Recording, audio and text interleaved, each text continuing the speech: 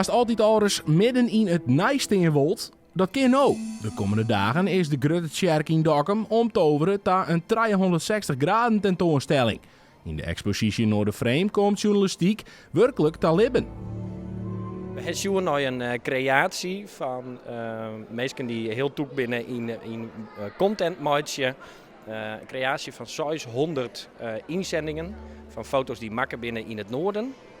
Die ben al bij elkaar zetten en daar is een vaststelling van maken.